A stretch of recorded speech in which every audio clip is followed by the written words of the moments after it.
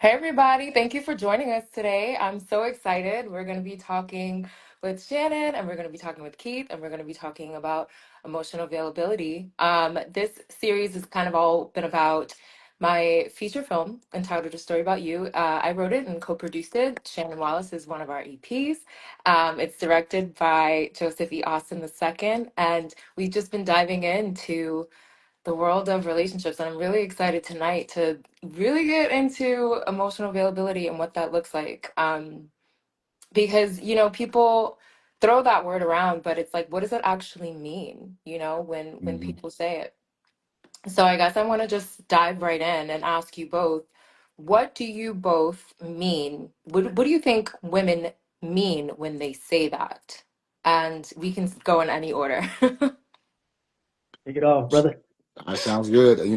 I think, when it comes to that, just simply put, I imagine it's it's more to, I guess speaking to vulnerability in a lot of ways, or what you mean, what, who's saying it means when they say it, I think they're talking about vulnerability and being open about expressing how we feel a little bit more. I imagine that's kind of like the gist of it. I agree. I think it lives a lot in vulnerability.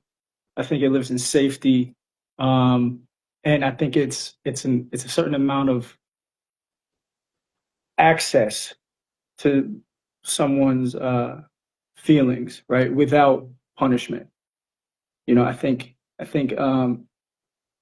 safety is the big word. To me, it's like, can I say this to you, right? Can I say the hard things to you without uh, punishment, without you feeling a certain way or without consequence. Mhm. That's right. How is that access fostered? I think Trust. we've talked about that before, like you and I, Keith. Yep. But I'm interested to hear from Shannon, like what your take on that would be, like how, yes, trust, but where does trust come from? Like what's the seed of that? What does it take to get there? With me, I usually by the time I'm by the time I'm in a relationship, um, when I choose to get into a relationship, I go in really quickly and I give you the keys, right? I Until you show me that you can't handle it. You know, I tend to lean all in because I know that I can handle if it doesn't go right. A lot of people try to plant seeds and breadcrumb it along the way, but I tend to just jump and dive all in. But for those I think that are more cautious in the beginning, it starts with communication, opening a line of communication and establishing the rules and boundaries and how you communicate is going to it's going to inform how available someone is in a relationship or how willing they are to be available or willing they are to be vulnerable in that relationship. And then from there, you're actively planting the seeds, and I think just naturally trust builds, Mm, hopefully. yeah, Well, hopefully. Shannon, do you think would you encourage other guys to go in to approach their relationships like that, or even not even just guys? I know, just speaking from a male perspective, would you encourage more men to just be that upfront and open about who they are going into a relationship, or would you, do you think it is there? Do you think the way you do it is the way that it should be done in a lot of ways? I wouldn't say that. Like, Fair enough. Fair I enough. wouldn't Fair say enough. that because everyone is different, But I think in my experience and how I am in a relationship, I've learned that I'm gonna open up the doors really early, um, and hope that you do the same because I don't like to waste people's time. Like time to me and stealing people's time from them has become a really big thing. For sure. Um, like at the end of a 4-year relationship, you don't want it to end because of the things you could have fixed in the beginning. Now you feel like you've wasted time, So I like to kind of establish those things really early on.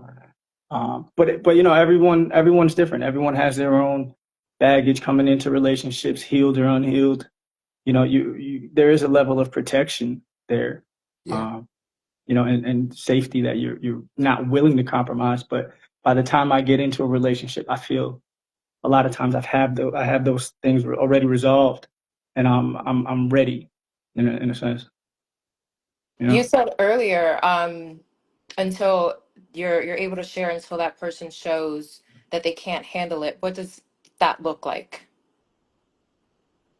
Um, it usually it looks like the beginning of the end, right? Like it looks like we had a good run. Um, you know, not a single instance, but a repeated patterns of like, okay, cool. I noticed that, and I'm still noticing that. That may just be a you thing, and then we start heading down the incompatible, misaligned path, you know, and then we go, okay, cool.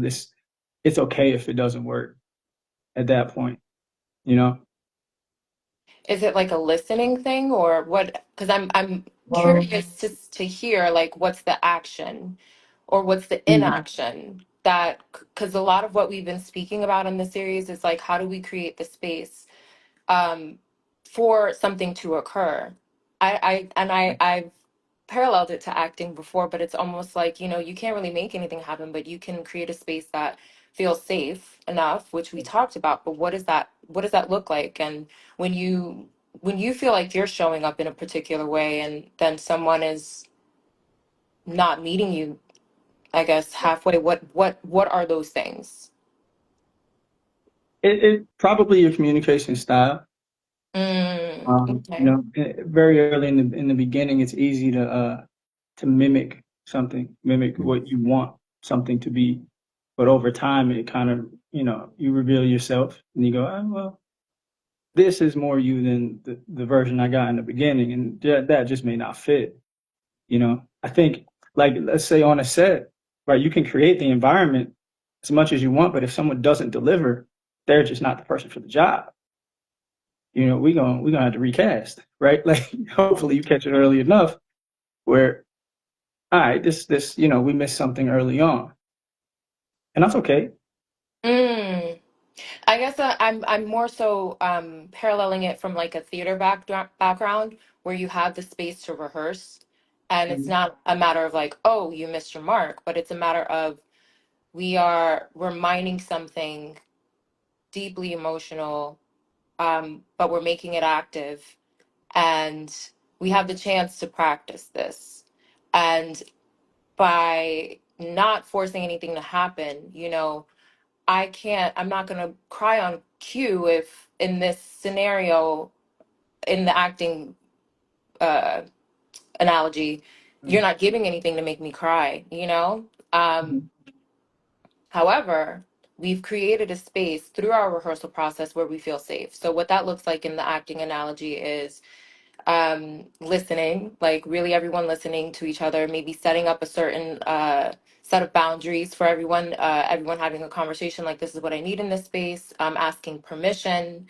Um, and that's, you know, how we work to know, okay, well, I can try this thing or I can do this action to that person and they know that they're safe and that I know I can try this because they're safe. Mhm. Um, and then paralleling that in relationships, what does that look like? What is okay, we've identified one thing, which is certainly having a conversation and setting up boundaries. And obviously, maybe listening, but maybe is there anything else that we could add to that to say, okay, this is creating a space where we feel safe.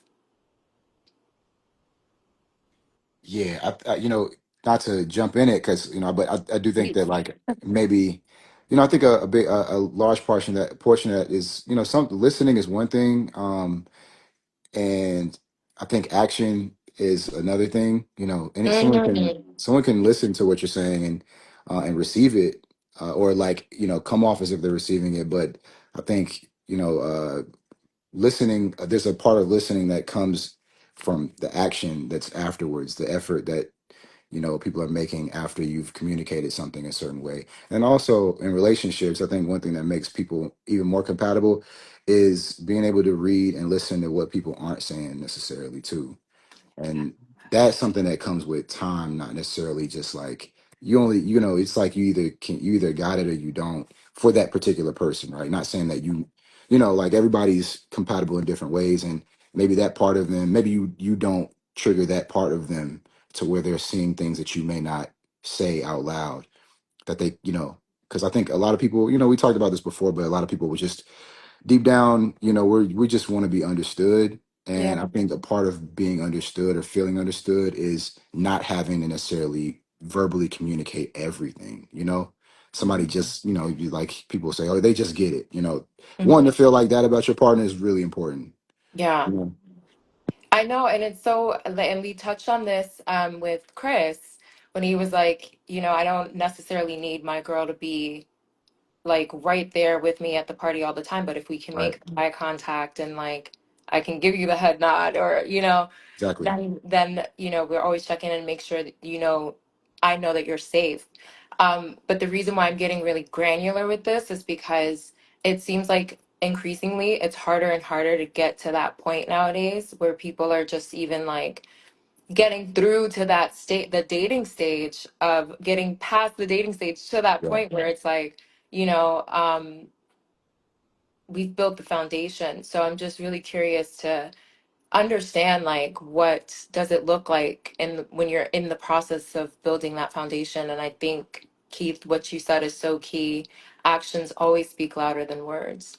Um, and time and That's the time that's the one. is always the major key. Um, because I think as a woman, it's definitely important for me to pay attention to patterns, and not necessarily what the promise is. Um, Mm, sounds good. Exactly. yeah, that sounds good. It Um, does. It yeah, does. that sounds good. Yeah, Uh, yeah. yeah. It would be what I would love to expound on that though too, Shannon. Like I know what you mean by that, but Denise may not know what you mean by that as well. Or like, there may be somebody out there listening that may not understand what you mean by that, because that's a good point too. It does sound good in theory. Um, and it's of course much easier said than done. Yeah. Um, but yeah, that's an important thing, because I don't think, we do get it. We do fall in love with a lot of words. We just we are sucker for hearing the right thing, man, and that goes for both parties. Yeah, I think you want to I think a lot of times people when people speak about themselves, it's not speaking of who they are now, it's about who they want to be, right? Like people speak to their own potential, which Mhm. may not be true in the moment. So that's why I say it sounds good, Hmm.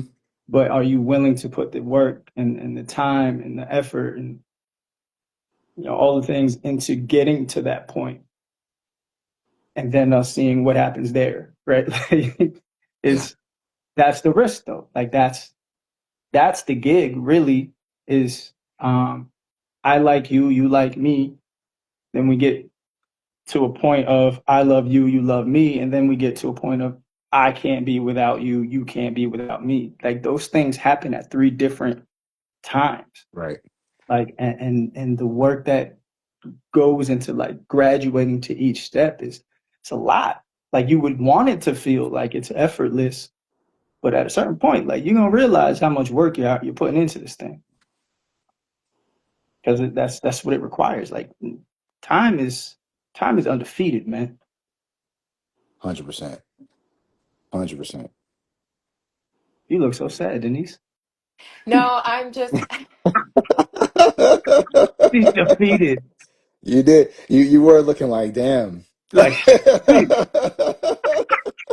Was it hitting that chord? Was it hitting that chord? It looked like it was hitting that chord on you. yeah, what's his name? you need to stop asking me that. We've been I'm never trying to gonna get tell that. you We've been that. trying to get that out of her since we started doing these. That is funny. You know, I'm a secret squirrel. I'm never gonna tell any of you. Yeah, we'll Touche. get to it. Um, now I am just I'm listening to you guys. You know how Wild listens to all the girls? This is Mhm. literally your space to talk your shit. You know, we're here to listen. And Keith, you mentioned something that really stuck with me. I think it was the very first live. You were like, at a certain point, you said at one point, I don't know if girls really want to hear what guys have to say, and that actually like made me sad a little because I'm like, I really do. I personally, I really do want to hear what you have to say. And I think it's important for other men to hear what you have to say. And I think it's important for you to be able to listen to other men, what they have to say, because maybe there's a common ground. Maybe like even with the live with Chris, I feel like we all learned something from each other that day, from, you know, Chris's approach to things, which when we were like the triangle, wait, whoa, what is this? Like, Hmm. and just so many other things. And so I really care. Like I really, really care about what you have to say. And then the other thing was that was just about when men are able to like receive what women have to say. And so yeah, I'm wanting to just hear more is all. Yeah, I mean, it's interesting because when when we were speaking to like to different ideas in regards to like this type of discourse. You mentioned that like you were like I just really want I think that it just seems like guys these days just don't share. Like they're just not open to like they're not open to like expressing how they feel. And that was the question. That was my first thought was like, I don't think that necessarily. Well, the question was, do y'all really want to hear what we? Well, I don't think people. I don't think it's that interesting anymore. I think right now we're in a space, especially like just we're in a climate where it seems like that's not the priority, and Mm. that's okay because I feel like we've had a long time to express how we felt, and society has made it seem like our how we felt about certain things was the priority. So I don't think that's the case right now, and that's okay because like we had a moment, we had our I think it's just not that time in today's climate, to be honest with you. It's like very easy for what we did. It's very easy for us to say the quote unquote wrong thing and get kind of like crucified for it in a lot of ways. And that goes for everybody, but especially guys right now, because we just haven't done a great job of expressing like things very well. But if Uh, you're honest, is it the wrong thing to the right person? you know, you got to find that right person amongst a lot. There's a lot of navigating to find the right person. To get to it's like you risk offending 1,000 of the wrong people to get to that right person. And Mm. that's like being on that's like kind of the Is it short end that of it. bad? Like, because then it's like, okay, but this is your truth, Right. Can't lean and on that. From what I've learned, is like that can't be all of it, right? This Right. is my truth. Like you can't go through the world like this is my truth. Right. Like it's not fair. But I think a lot of times when we what's talk not about fair, I'm sorry, I don't want to cut you off, but what seems really unfair is for someone to not know your truth, because then it's a guessing game,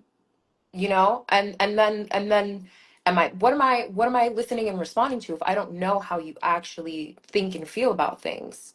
How do I yeah, know if this is right for me if you're just like either placating or not fully divulging what the facts are? Mm, To me it seems like that is manipulation, and I'm not saying that to say that it's a tactic or something that's done on purpose, but I am saying that it keeps it's it a situation shrouded in secrecy and emotional safety for one person, where the other person's cards are a bit on the table, and they're a little vulnerable. They're laying it out, and then the rest of it is a guessing game. If it's like, yeah, well, I'm not gonna say what I actually feel because it might offend. That Not just that, seems a little weak. yeah, I don't know that it's that it'll, what I'm actually saying is what's going to offend. It may be how I say it that's going to offend, right? I think a lot of times when we talk about emotional safety and emotional availability, it's from a female perspective. Like, are Yeah. you offering that same safety to me, Yeah. right? And what I'm saying and how it lands on you is the new argument going to be how I said it versus what I said. Right.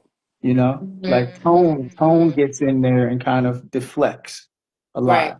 lot. So what we have to do is just being different, men and women being different in the way that we are. We oftentimes have to take time and take a second to filter what we want to say, down to how it's going to be received.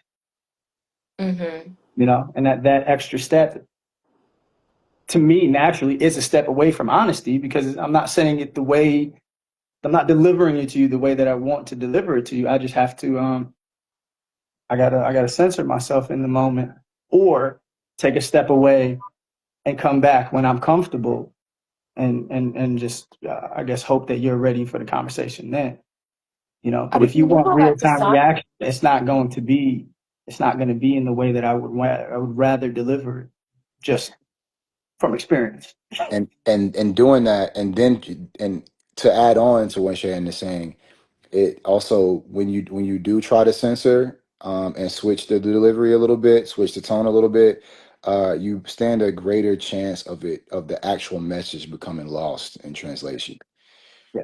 And Yeah. then when it gets lost, and it's still our fault, it's still on us to be, because now it can be considered being dishonest even more. Like, it's almost like, Mhm.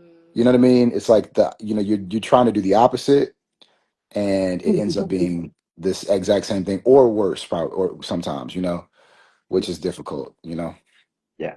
Yeah. You're getting too Interesting. far from center, and now, oh shit, how do we get here? Hmm. I wonder, for me, like what you guys are labeling dishonesty, I would just call tact.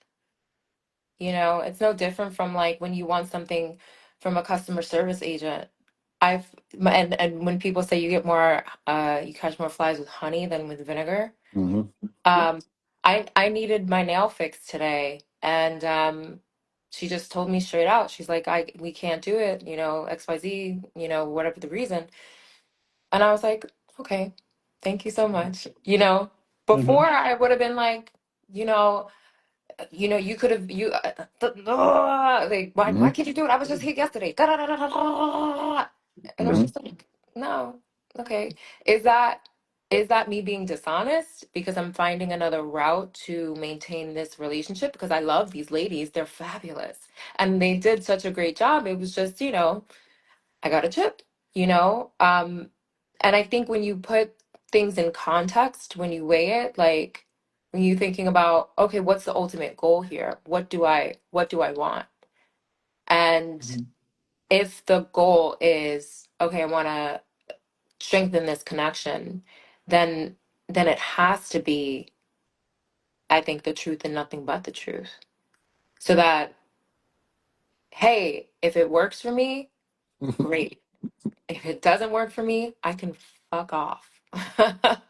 you know? But you're laughing, Keith, as if it's like that's not that simple. I wish it was that simple. I think we all probably wish it was that simple, but to quote Shannon from 5 minutes ago, it does sound good. It does. If it was only that easy, it would, things would be really nice. Yeah, where's the line between like tact and manipulation, right? That's a Like, great question. it's very fine, like it's measured, I and think it's that can integrity. be, The line between tact and manipulation is integrity. but that's me going at the end. If it comes off wrong, that's me going, well, you know how I meant it, right? Like that, it becomes Oh, interpretive, and that's really, that's slippery, you know. Yep. Now we're talking intent. And now I'm going to get offended if you take it the wrong way because you know I didn't mean it the wrong way. Exactly. Oh, Now we're arguing intent. You know, stuff. That's really um, good. yeah, I think when it comes to well, integrity, it's also trust, but it's also not intent, but I guess yeah, moral grounding a bit. And then but again, it takes time to know what that person's moral grounding is. Right. And you're not gonna know that Which anytime is soon. which is why it's always easier to Lie. no, absolutely not. But it's easier. It's easier when communication is effortless and some things you don't have to say.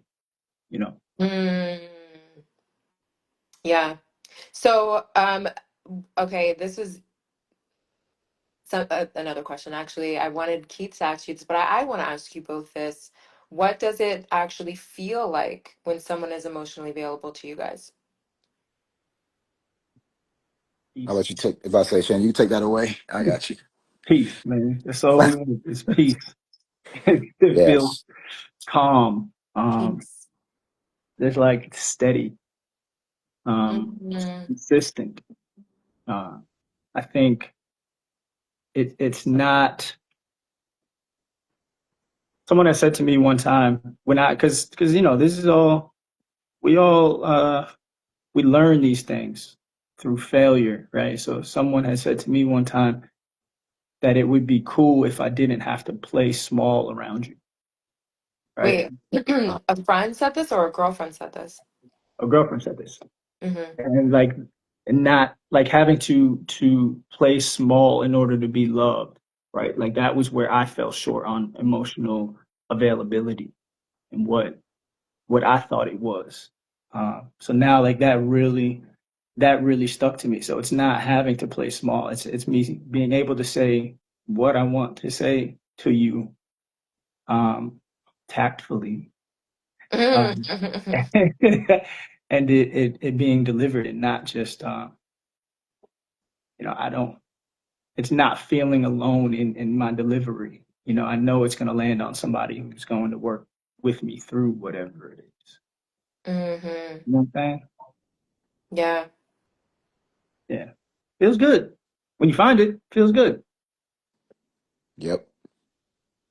Absolutely.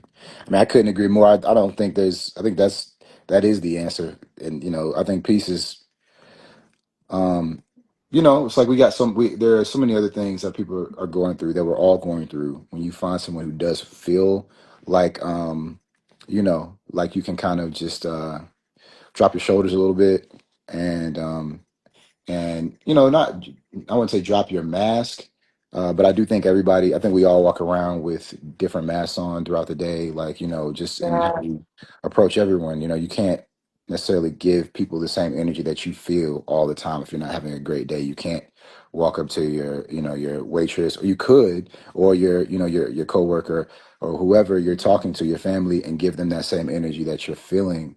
So you do have to put on some type of Mhm. mask with people, but I think somebody who makes you feel like you don't have to necessarily do that all the time. Um, I think that is the best way to, like, find that, like, what would you call it? The emotional safe space, or what was the term you used in the question? Uh, yeah, I said the safe Yeah, space. yeah, Yeah. I think that's it for sure. Yeah. Definitely creating that foundation. Um, yeah, just creating the space. Well, what about for you? What would you say? What would you think it is like? If, you know, if I guess it would be maybe peace for you as well, or It's like it is the ultimate safety. Like it's just that like I know I'm gonna be accepted here. I know that like good or bad, good day or bad day, there's just something fundamentally in me that it's really worth it. And yeah. it just feels secure. It feels safe. It definitely feels like peace, but it definitely feels like, okay, I have my anchor when my ship is coming to shore. Like I know I'm not gonna drift away anywhere. Hmm. Unless we want to. And yeah, Yeah. yeah. Like I think a lot of times when people talk about, or maybe you tell me Are you when, asking ChatGPT for your answers, Shannon? Just kidding. She's saying that she's saying they're way too good. yeah, are we still using chat? I'm on the cloud. Oh, Oh. exactly. No, I when we say peace, what do you hear, Denise? Mm. I love that question. Um, it's like settling. I would imagine, like, especially like, well, specific, like speaking to you two, like guys living in LA, I would imagine that your attention is like pulled in a million different places. Um, and I would imagine that there's just a lot on your plate, and there's a lot of like, I mean, we apply this term to women a lot, like the invisible work, but I also think men have a lot of invisible work, but we just don't know what that is because you niggas don't talk. So we knew what that was, then it would be, uh, okay, well, I got you. Like, let me help you with that. Or you don't even have to say anything. It's just you help that person get it done. Um, and so with that comes peace. With that comes, okay, I feel settled. I know that this thing over here is probably not really going my way right now. And it could be a work thing. It could be something so simple as like trying to fix a glitch in something. Like I spent hours today fixing a glitch in something. And, you know, it would have been nice if that load was taken off of me. You know what I mean? Mm. And so I just feel like that's what I hear when I hear peace from you guys. You know, if it's something as simple as like, I don't know, we always say like girls cook or whatever, but it could be anything. It could be just like, I don't know. One time I was folding a guy's clothes, and he was like, "That's so sweet. You don't have to do that." And I'm like, I kind of do. I want to sit down. But I was like, Shit all over the place. I'm just trying to find get something off of this couch over here. That's hilarious. That is but funny. he's the greatest guy. Like, and he wasn't like a messy guy at all. Yeah, He just finished doing it, and I'm here. Like you do so much to take care of me. Like I want to do something to take care of you too. Like this guy would But you literally like, didn't. You were taking huh? care, but you did. You were taking care of you in that moment. I Just shouldn't just I saying. shouldn't have made that joke. I really shouldn't have because now it bastardized the moment. No, I believe you. I I'm believe you. I know taking your care of heart. us. It's a I know your mutual heart. thing. We're sharing the space. Did you clean off Mm. that one part of the couch, or did you Right. get You all the ain't leave room clothes? for his feet. And I did everything. And it was like perfect like little Marie Kondo squares. No, I was just kidding. All right, we'll take it. But That's yeah, I think it's what we touched on this in one of the lives, like love languages, like acts of service. And I mean, yeah, you can go on your third or fourth date and be like, what's your love language? Or you could, you know, I don't know, just spend time and figure it out. Exactly. mm. But it's like definitely getting across that threshold, whatever that is. Um, Yeah. Waste time or spend time. Waste. So what's the difference? Because you mentioned this, Shannon, and it makes me very curious because Mm. my my whole thing is, if even if, oh, this came up in the last live of Hmm. unrequited love, even if it didn't last, it taught me something. And sometimes unrequited love can be like the best kind of love because you look back and you're like, damn, like, you know, the many men that have been brought up on this live Hmm. have all like left me with like little nuggets of treasure, I feel like, even if they're not present with me today. And so when you say spending time versus wasting time, what's the difference for you, Shannon? Um, I think I think compatibility is a real thing, right? And like you can there's an intensity to like meeting somebody new that can blind you from everything else. Like this person and you and this person are not compatible in any way, but it's a new person. So yeah, there's an excitement there. Um, After, spending 2 months with this person and then the mask is off or at the 3 month mark, right? The mask comes off and you finding that, there's something about this person that I could have known earlier. It's like, Mm, it's a bit of a waste of time, right? Like if it could be just as simple as finding out what their love language is. And you go, well, there's a lot of incompatibility there. We could have got this out of the way earlier. Now I feel like we wasted time. Yeah, sure. You can always look at it like glass half full. You know, I learned something from this experience, but yeah, learn to ask the questions earlier, maybe. Like, oh, so Yeah. asking you know what questions I'm saying? earlier, like vetting more, you mean? Uh, yeah, yeah. I mean, yeah, it could be. I think there's a lot of different reasons, but um, yeah, just wasting time has just become a thing to me. After I've had like I've had several really long relationships, and in the end, they've all great relationships, and I've learned, but I've left a few thinking I've stolen someone's time, you know, or just tried to hold on for too long when you knew it wasn't going to work, and you go, yeah, I just that last year we could have got out before then, and you Mhm. know, I stole that from you. I don't know. I'm Mhm. just I'm just big on time like that. What makes you feel like a thief?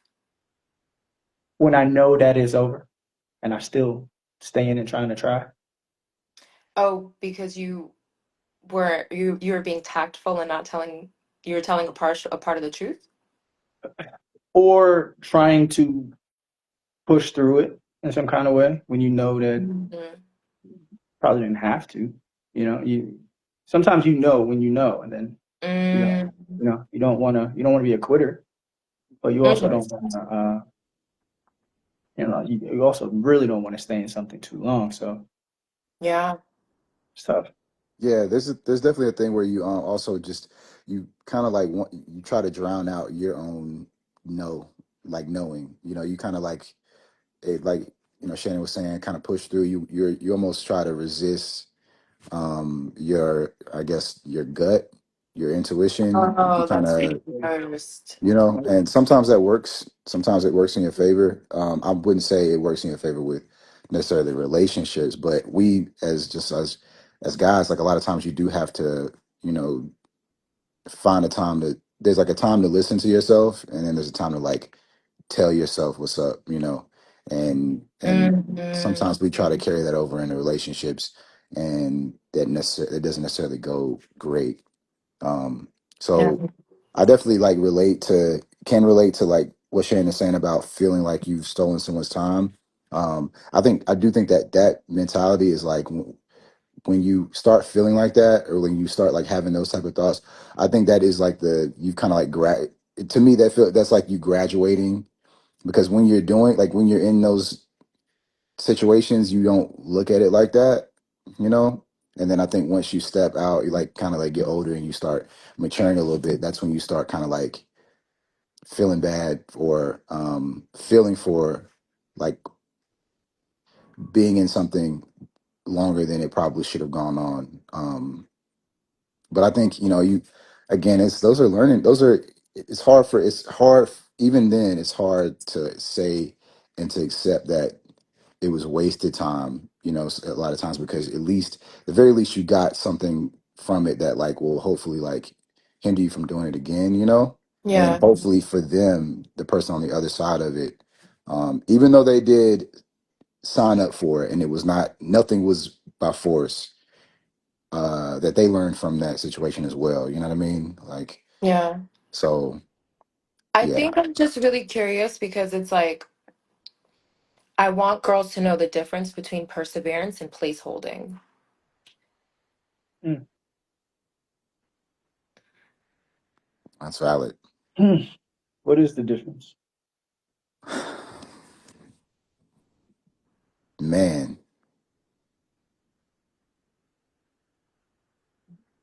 yeah, I don't know. that's a yeah, that's a tough one. I'm gonna be honest, because that could be very relative. You know, it could be very subjective, Yeah. um, and if it's like a something that could change in a heartbeat, it could be a situation where I think the way we look at it is um, one above the other. Like so, there's a which one? Like if you were to say, Denise, which one is like ideally, which one would be which one would it be for you? Like which one of those carries a positive connotation and which one has a negative connotation? Perseverance. Right. Perseverance is positive because you're sticking with something with the intention of seeing it through. And okay, yeah, this is a rough patch, but like if we intend to maybe get married one day, we are expecting it to get hard. As a matter of fact, I'm choosing you because I when it gets hard, not if, when it gets hard, I want to play this game of life with you. Hmm. So perseverance is okay in a relationship is us gearing up for that like life situation. If you're having the conversation of that, if you wanting this person to be your longer term forever partner or whatever. So that's what perseverance is. Perseverance is the practice of longevity. It Sticking is it out. yeah, it's the practice of um going through the tough times together, the minute tough times for when, you all get older and then we're dealing with, our parents getting older and all sorts of real life things. It's not a matter of like, okay, where do we want to live? If we can't get past that, then we're not getting past, like, how are we going to get past when the dog dies? You know what I mean? The dog is going to die. The dog is, I mean, Not maybe the gonna die dog. before us. You know what I mean? But Yeah. it's like, but that's a like when I'm talking about like life things. Yeah. You wanna be able to date with the intention of, okay, I'm wanting to understand who is going to help me win at this game of life in every Hmm. way imaginable, through my grief and through my joy and through my ambitions and goals. Um, so yeah, that's perseverance. Placeholding is I'm here for a short time because that other girl you were in love with, decided to marry someone else, and you're just trying to heal yourself. Or placeholding is I'm with you until I find somebody better, and that happens so often because I think we accept not being told the full truth. Um, and so, yeah, I am curious to know what the difference is for you guys, and how is a woman to know the difference between the two? Yeah. Well, yeah. The reason I asked is because I think like you were saying, if perseverance is being put over, you know, being a placeholder, um, that definitely could be the case or is the case a lot of times. But also, I've seen relationships where the placeholder ended up being the person. Like if they ended up being the person who gets the long term deal, if you want to put it that way. And it's because Long-term deal, like a lease, that is like a crazy. business, like a partnership, like a contract, Contract. which is what marriage is, We finally truthfully. lease to own. I'm Right. not trading this one in. That's right. Because Possible.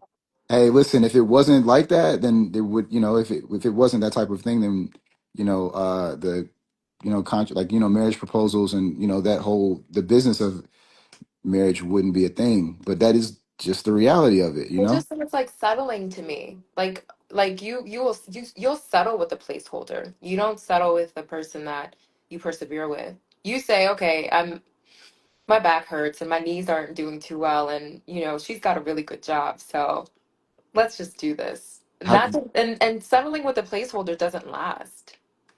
I That's a disaster. I mean, that's go ahead. I'm about to say you go ahead, Shane, because Yeah, I could I one could disagree. argue against that, but yes. Yeah, I do. I disagree. I think it's possible, right? Like if you catch me at a point or at a time where I'm not ready for something, um, and whatever sparks are flying, and we're doing this thing. When I'm healed and I'm ready, then it's gonna be you, right? Like there's still an acknowledgement of the investment, right? It's very possible for that situation to turn into something real. I wouldn't discount it because it started as um, it started too soon, or it started because the one I wanted got engaged, or whatever. Once I get past whatever that thing was, then I'm coming to you whole. And if we still fit, we still fit. It's Hmm. possible. And that's how a lot of relationships get started, is through, is with that with the backstory of one of the partners getting out of a bad relationship, Mm-hmm. and being and there's somebody that's there, that is like that shoulder or that support system, or is just there as a homie or a friend or somebody that is being emotionally supportive. Like Yeah. that's a very common storyline for relation in a lot of relationships. Whether, and that's not just for just as like specifically guys or girls. That's like I hear that all the time. Yeah.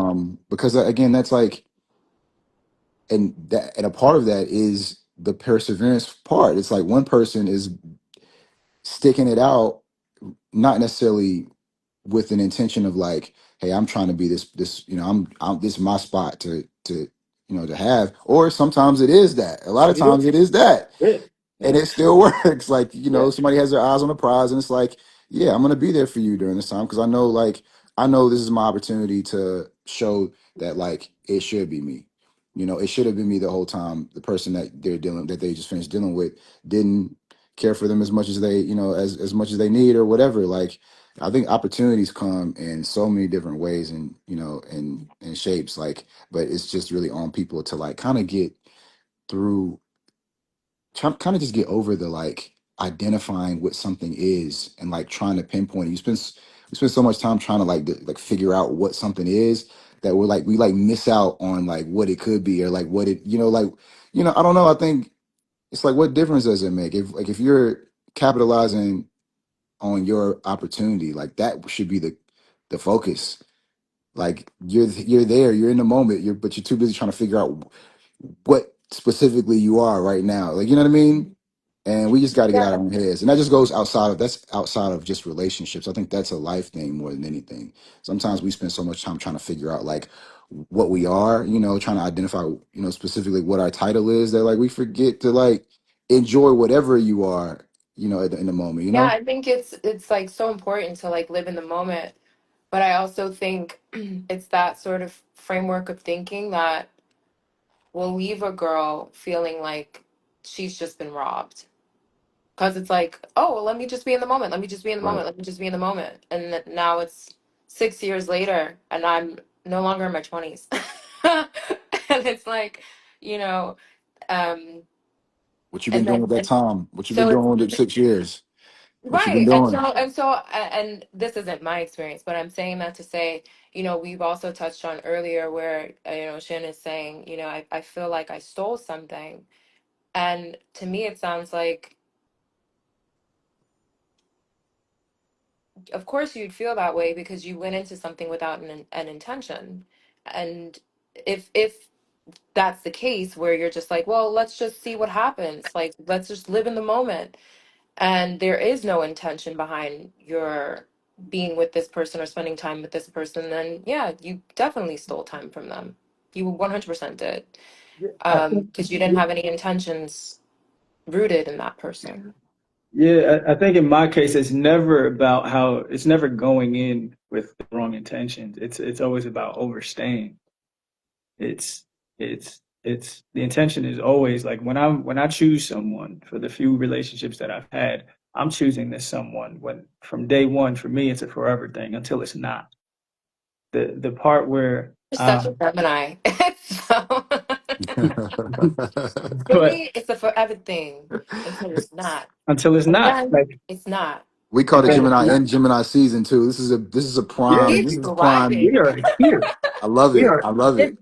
But We're that until it's here. not is not even that until it's not is not even like finite. There's an area where there's a time way before that where I know that it's probably over and I tried to fight it and I fought it and I fought it and I fought it. And then I get to the point where I was like, "Ah, this thing is over." So the stealing time part is that time between realizing it and then executing the leave or whatever. Okay. That's the time that's stolen, you know? Mm. Original Jack boy, you are. I ain't never been robbed in my life.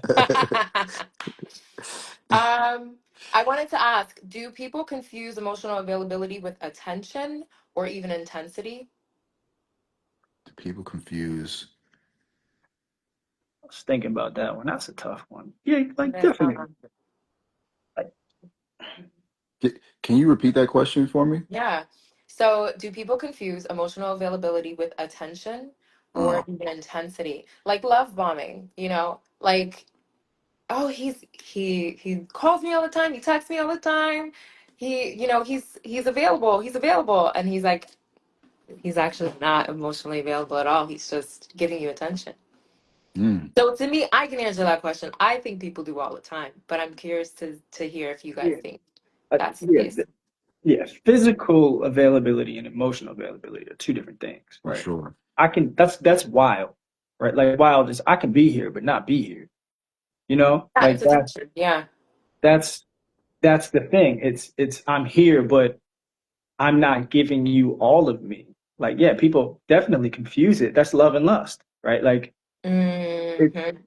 yeah, you could definitely confuse it, but the time and consistency and creating a pattern is what differentiate. That's what informs, oh, this is not that. This is actually a more real or concrete thing Yeah.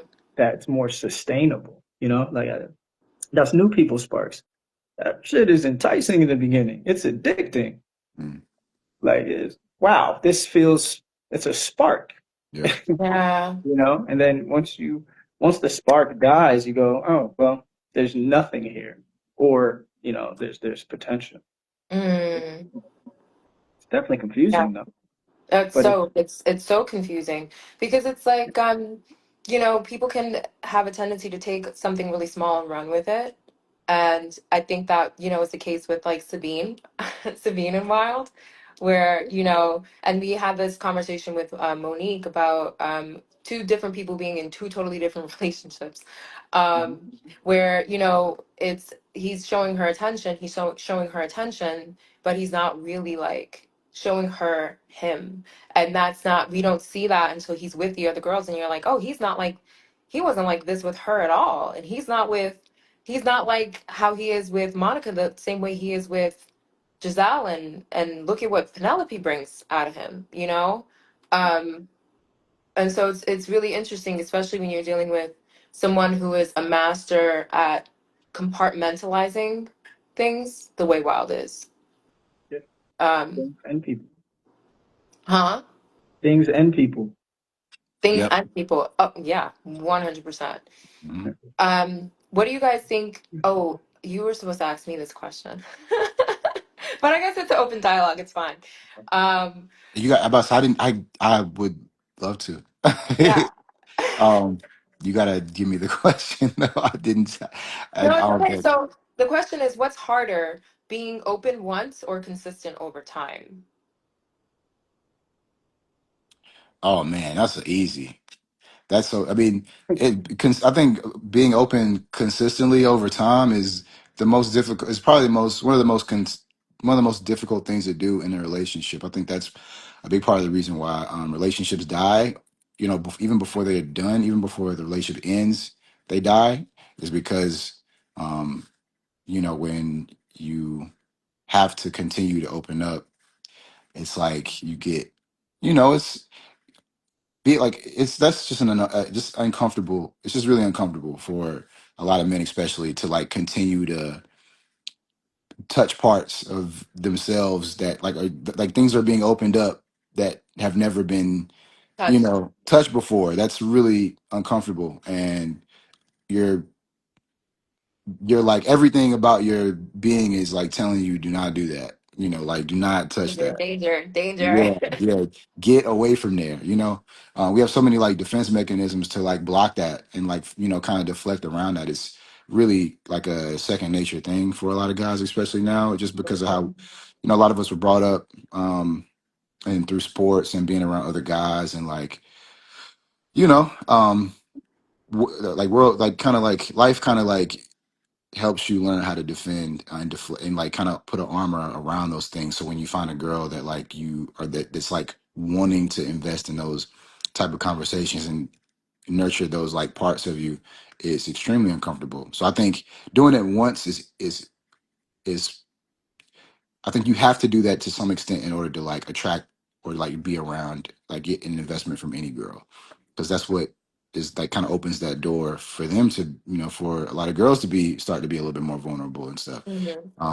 But having to do that consistently is uh man, that's a full-time job. That's a full-time job. Yeah. And I think what I really meant was actually being open once, but being consistent over time, meaning that you're showing up and you're present, but you may not necessarily be open, if that makes sense. Like you might not be sharing as much or as vulnerable, but you're still present, so to speak. Um, I don't know. Shannon, what do you Mm. think? I think it kind of goes back to what we were talking about earlier. If you're providing a safe landing for me, Mm-hmm. then I'm more likely to be open more consistently, right? Like Yeah. if there's some kind of punishment on the end of my openness, then I'm going to be open less the next time and even more less the next time, right? So if you're providing an environment that's free and healthy and open, then you're going to get a consistent version of me. I don't need to adapt. I don't need to Mhm. preserve in any way. You know, like there's no defenses that needs to be played. Um, so yeah, I think also it's kind of like it's either you got it or you don't. You know, like from a male side, regardless of whatever whatever safety that you're providing or safe landing that you're providing, there are men who are just going to give that to you, you know, like truthfully and honestly and vulnerably every time because that's what feels truthful, honest, and vulnerable to them. It's not. There are men who it's not about how it's received. You Mm. know, it's just about Sure. the delivery. It's really front end that matters. Um, but I think you should always just provide a safe space because you don't know who you got until you know who you got. Yeah. Yeah, 100%. Like You know? allow that person to be able to share that truth with you. Um, because otherwise you can be blindsided in the end. Yeah. How quickly can you tell when someone isn't actually available? Like, are you pretty good at sussing that out? Um, I like to think so. Um, it's a feeling, man. I'm really an instinct person. Um, and I don't mind being wrong, right? Like Yeah. if I, you know, upon first glance at first date, you know, misjudge someone, I don't mind going, hey man, I got that one wrong. You know, like if you didn't feel like a person that was available and you ended up being, damn, I got that one wrong, right? Like, shucks. It's a Yeah. pleasant surprise. Right. Surprised me. Hmm. Um, Mm, yeah. But I mean, this day and age, I guess I don't know if you can really. I don't know. I guess it is difficult to tell. mm. I guess so. In Wild's case, like, you got five women who, four women. It took them a while to figure it out. I don't know. Maybe he was pretty good. Maybe he's just very. Maybe he just has a lot of different, parts to him. Maybe he just is a he's a big world, and Yeah. yeah, I think that sometimes is the case too. Not to defend Wild or even feel the need to No, defend Wild. It's just like yeah. we're gonna get to that because I definitely got some questions for both. I got a question for both of y'all when it comes to like the characters, Yes. because y'all did so well, both of you for sure. Mhm. But yeah, I mean, I think that's a real thing. It's like meeting somebody for the first time and then like j- judging them at how judging them on how available they are. It like like Shannon said, it is a feeling. It definitely is a feeling, and then just being able to ask the right questions sometimes. Mhm. um which that's just kind of being in tune with people as well, because like we're talking about all the time, a lot of times your answers are going to be in what they don't say. So even when you are asking certain questions, you'll be able to tell how open someone is by how direct, a lot of times how available they are by how direct they can answer the questions. And sometimes like the roundabout answer tells you more than the direct answer does, Yeah. you know. As soon as it gets uncomfortable, that's when you'll know. Yep. Yep. But you don't want to wait that. You don't want to wait till that point, right? Yeah. Keith, you said you had a question for us. Yeah, What was yeah. your question? Yeah, I've been waiting for this particular you know Five. episode, yeah, live for this one, because y'all have such a great scene. Probably my favorite scene in the entire film. Oh wow. And it Mm. was like I don't know, I think the back and forth was just so good. It just felt extremely natural, and it was like kind of like a dance, and um we've this has been a question that we've asked each time, but particularly Denise, you never answered it because it was always about you The know other four. the other Yeah. cast members. Oh yeah. But yeah, I would love to know like how much you guys related to your characters in Oh, this, yeah. and like the similarities versus some of the things that like were kind of like they kind of contrasted what your actual like your actual personalities are. Because like Denise, just learning more about you and getting to know you through this process is like been interesting, because I'm like looking at like how different you come off versus your character, Mhm. Yeah. and then Shannon, you as well. So like I would love to know, like I guess we can start with you, Shannon, like what how similar do you think you are to, while not in action or not like what he chooses to do, but and like his whole what he stands for, and that could be not necessarily something that he even shared with his in his relationships, just like his upbringing, with his relationship with his mom versus like what he what he grew up on being right versus wrong, Yeah. Yeah. When I first read it, it I've been wild, right? So at the time when I read it, oh snap, this feels autobiographical. Like hmm like hmm who wrote this and do I know it? Who's been Like spying on me for the last like 5 years? who did this? And at the time I was living in Brooklyn, and it's based in Brooklyn. This guy's a writer, he's an artist. I was like, yeah, I know this guy. Um, so I jumped at it. I was like, yeah, I really want to do this. But I think, um, now it was probably him.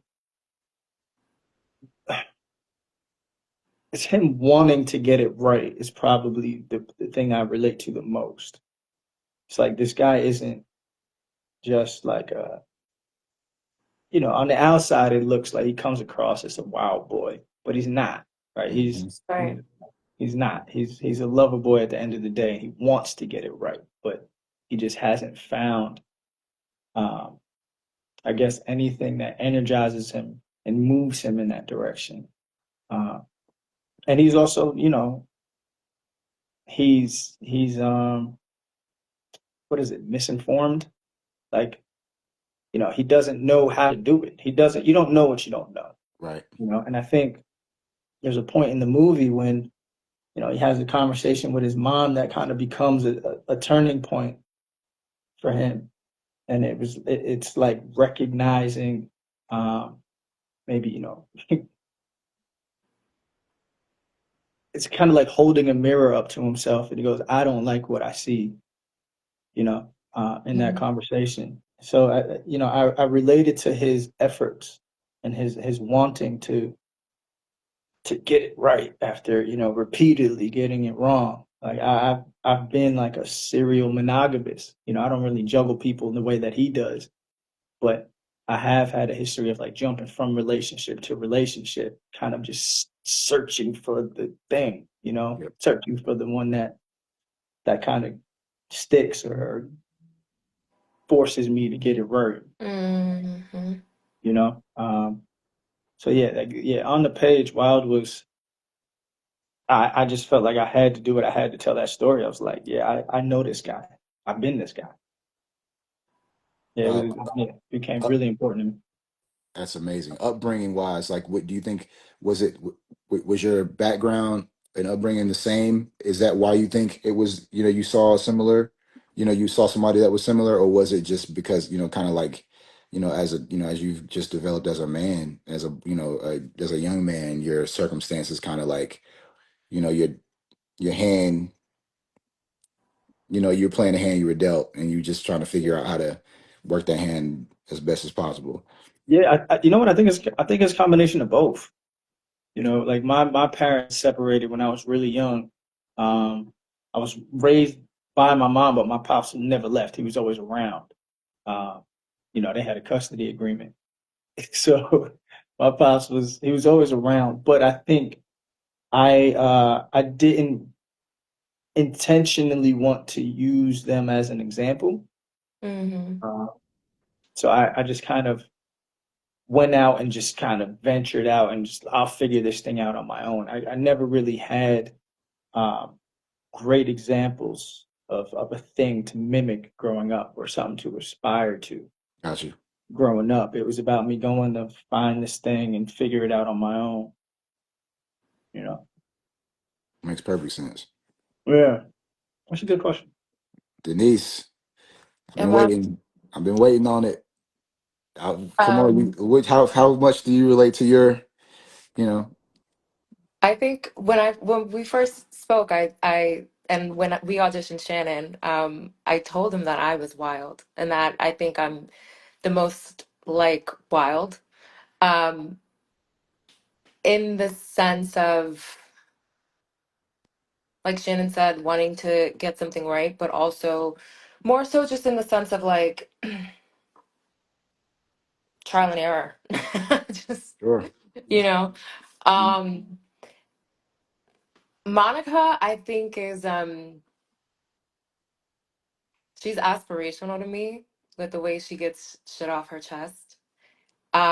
That's not really like me at all. Um, and her directness I really admire. I'm not like that at all. I'm not like that at all. um, and gosh, I really should have thought about it. I think there's a bullheadedness that I can be so like sometimes. Sometimes. It's something that I was definitely Shannon, why are you bugging your eyes? Well, when it comes to getting shit done, right? When it comes to business, when it comes to executing, like nothing's gonna stop me ever. I never doubt myself. I always know I'm gonna do what I set out to do. So there's just nothing going to get in my way, you know? And I want to, as I'm growing, I want to be able to handle things with more grace, I think. Um, Even just a few years ago, I think I was a little more and kind of like a kind of like LA's had its effect on me. I've been taking my ashwagandha. I have my my ashwagandha and my L-theanine. Um, Pure Encapsulations is the cleanest brand. It's the best. And this is not sponsored, but maybe it will be one day because I love that brand. Right. Um, but yeah, I have always loved, and that's why I love New York so much when people just say it with their chest. And, it's direct, it's honest, it's not mincing words. It might cut you, but hey, we got band-aids in the back. You'll be fine. Hmm. You know, I really I love that. And that was a lot of the way I moved, especially when I was living in New York and when I first moved here. I'm getting away from that, and I think it's good. This is totally turning into a therapy session. That's what it's about.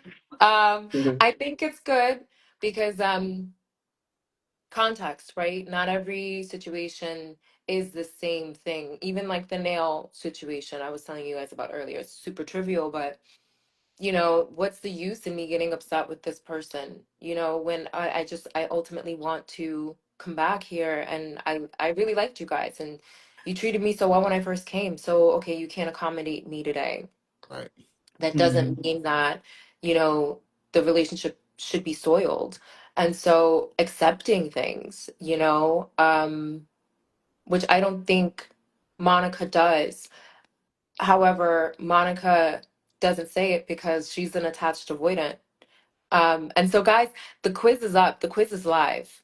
I don't know if I did send it. Did I send it to you, Shannon? Anyway, so people can take the quiz and find out their attachment style via which character they're alike the most in the film. So, are you a Wild? Right. Are you a Monica? Are you a Giselle? And Monica is an attached avoidant. And Mhm. I'd like to think of myself as way more secure. So, Hmm. yeah, I think those are the ways in which I'm definitely like her. Given the situation, I can still be a little ratatata, but I'm not really like that as much anymore. That Thank makes a lot of God. sense. Just kidding.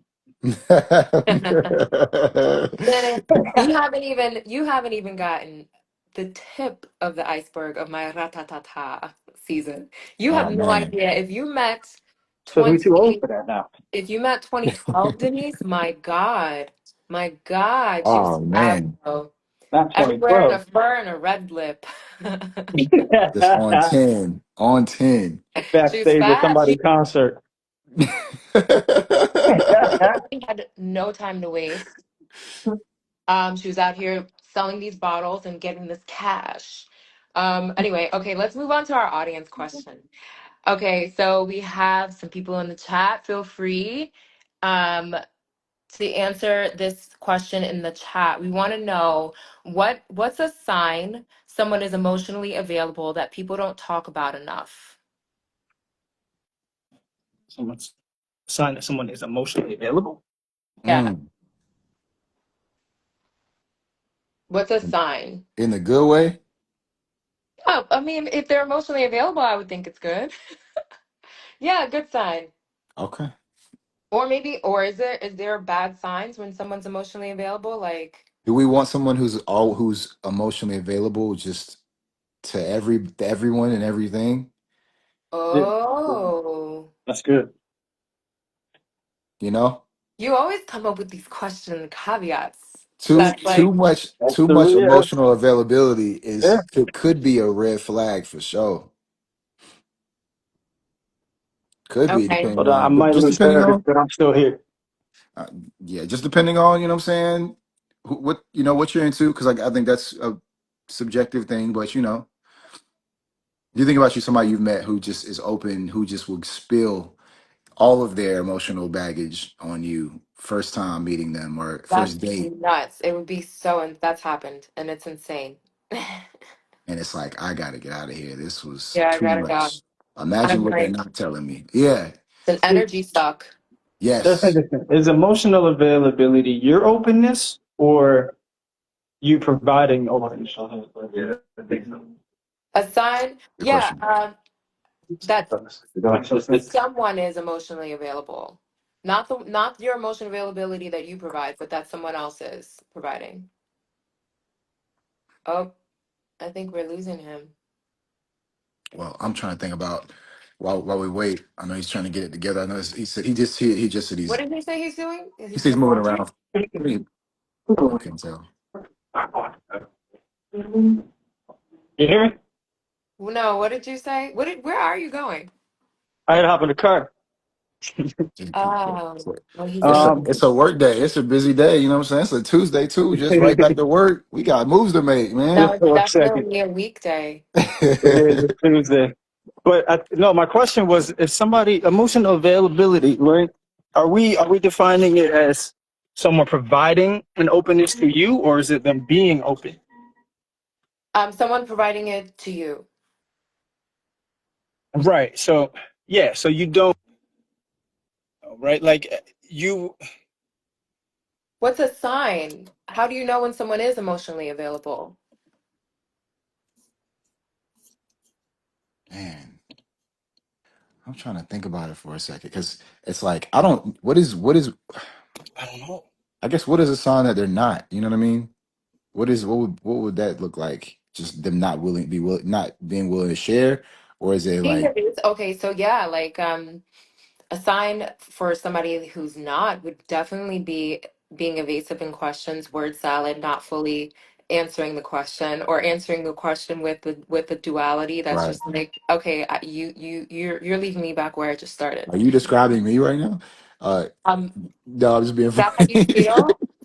No, because it's like you talk about the caveats of always throwing that. I'm like, wait, that sounds real No, familiar. Like, no, no, um, no, no. Your question caveats, I love them because it's like, oh, you're taking it to the next level. nah, I'm just being funny because I did.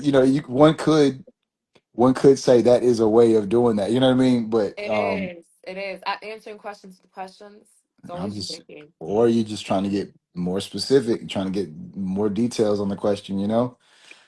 Um, yeah, I'm trying to think about a situation or a time when I could clearly see somebody wasn't emotionally available. Yeah, I think withholding information obviously is a clear tell. Like, you can tell that like somebody's not giving you, you can tell that the answers are very like cut short, you know. Mm-hmm.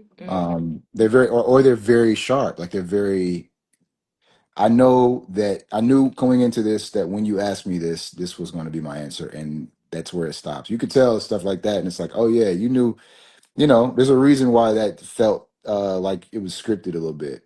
Ooh. So okay, so that's a sign when someone's not available. What's a sign when someone is? When they that's a good question too. When they open up. Probably when they can just keep rambling, they probably they give you more probably and maybe give more information than you actually Mm. asked for. Yeah. Yeah, that's a good Well, one. like I if someone that's it's so tricky because I'm like going back and forth between if emotional availability is on me or if it's on you, right? So if you're asking me if I'm emotionally available, that doesn't necessarily mean that I'm disclosing to you. It means that I'm providing a space for you to disclose.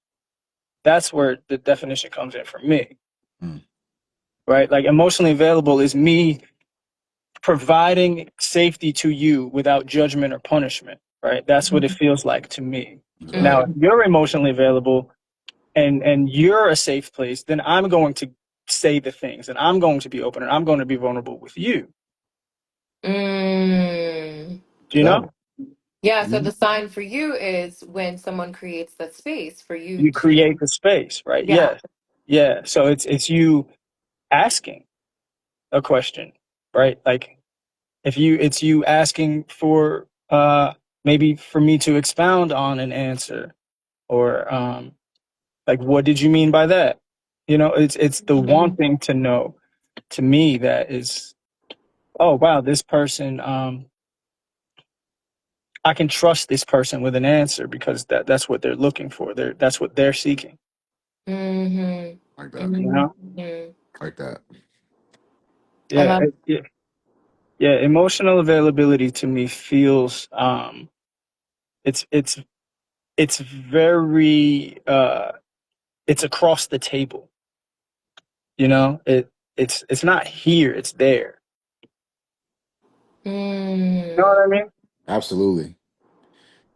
Mm. And it puts a lot of responsibility on the person asking for the emotional availability. It puts it as it's a mutual responsibility of like giving this floor, like giving it, making it comfortable enough for someone to feel like they can express themselves to you. I think that's also, I believe that is probably that comes from the masculine, I believe, is making that comfortability, a thing. Hmm. Because that's almost essentially like, it's like another form of protection, you know. It Hmm. So is. so I think that's probably, that's because that's a good question, Shane, or that's a good answer, is because, like, yeah, I can see why you would say that, because I never thought about that's why it took me so long to think about, like, man, what does it look like when somebody's not being available emotionally? And I think the reason it was such a like is because normally it usually that's a reflection of like how well we're doing what we're supposed to be doing, which is like letting it be a comfortable space for you to get whatever you feeling off. Yeah. Hmm. It's interesting though, because I do think the space can be created and contingent on the individual and what they want and what their, again, intentions are. They may they may still be evasive or not fully answer questions, um, if they are wanting this situation for different reasons than that person. So it's Yeah, just really interesting to be able to like see the telltale signs, because if you're not on the same page, um, that's where it can get tricky. Hmm. Yeah. But I think we've landed on a wonderful place to end, because I do think it is about individuals creating the space for each other. And I definitely think it's about um, showing up fully and authentically, obviously, but being able to like know yourself to know your own truth. Absolutely. Um, with that being said, any final words, Keith? I can't believe we made it to the end of the road. I I mean, know I can't believe it. This was so fun. I it's love having you with us. I appreciate so the opportunity, and it sucks that, I'm grateful, I'm happy that it's been such a, pleasant time. I do want to tell you both congratulations. I Thank can only you. imagine if it's been, it's you guys are like, this is kind of like the not towards the end of, like, everything for you guys, because you guys have a whole film festival and everything that you're getting ready for. But I imagine this process has been years in the making. So Yeah. congratulations to you both for getting this far into this, and I'm excited for y'all. I'm wishing you nothing but the best going into Miami. I'm Yeah. gonna be there. I'll be there in spirit, and would love to That's be we there will in do. physical. But yeah, best of luck to both of you. I know y'all are gonna kill it, and yeah, I appreciate the time. Yes. hey, Any parting words, thank you. Mr. Emotionally Available Shannon? For me, well, no, you know what's interesting is, like, Denise, we've had these talks before, I and know, but we haven't had them like, in front of other people. that's what's interesting, is getting different perspectives in there to kind of influence, and kind of shape the conversation. This is actually cool. I thought it was gonna be boring, but it wasn't. And that's the honesty we're looking for, That's babe. right. We Oh, That's right. tell listen, me, tell you're me. gonna get it from me. Have you That's right. not learned that? I know you're. Love it. I'm gonna get it for you. I know you're gonna give it. You're out here Yeah, giving it to the girls. I know. Honesty. Yes. But yeah, no, no. This is cool, and I think like this is I think the cool thing about the film is that, and we've spoken about this many times. It asks questions, and it, Yeah. it prompts conversation, and it prompts discussion. And I think that's, this being the basis of how we're gonna kind of promote this thing, in Miami is the essence of the film. Like you Yeah, watch you 100%. watch the film, and then you have discussion, and you kind of, that discourse that's the reason. I think that's really cool. Yeah. Thank Yeah. you, Shannon. Thank you for being Good our job, role girl. model. You are, there couldn't have been anybody better. And I so am appreciative to you and everything that you are and all that Oh you do. wow. Are you Yeah, recording this? Because I'm gonna I need to. am. And it's going to be posted somewhere. Yeah, So clip that. Clip that. I it's love not you, going girl. on a reel, but it's going to live somewhere. I know. I love you guys. Thank you. Truly, Beautiful. truly, truly. Thank you so much. Guys, Beautiful. Story About Hey You is Keith, going you to remember when be. I was giving you that work? Man, look. Hey, look, we came out with that dub, man. That's what it's about. Oh, I was did you wondering if guys, you you I was guys win wondering if you basketball remember the together? game. We did. We I played in this remember. influencer game for All-Star weekend. Had a ball though. It was a Oh, Yeah, that it was was wait, cool, crazy. didn't man. you get hurt? You Ooh, got hurt? No, I did got you get hurt, Shannon? Oh, me? Yeah, my calves cramped up. I didn't finish the game.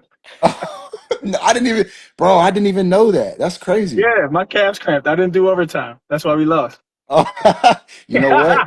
You're probably right about that. We got to run it back again, man. We got to run it back Yeah, again that was soon. That'd be fun, fun. man.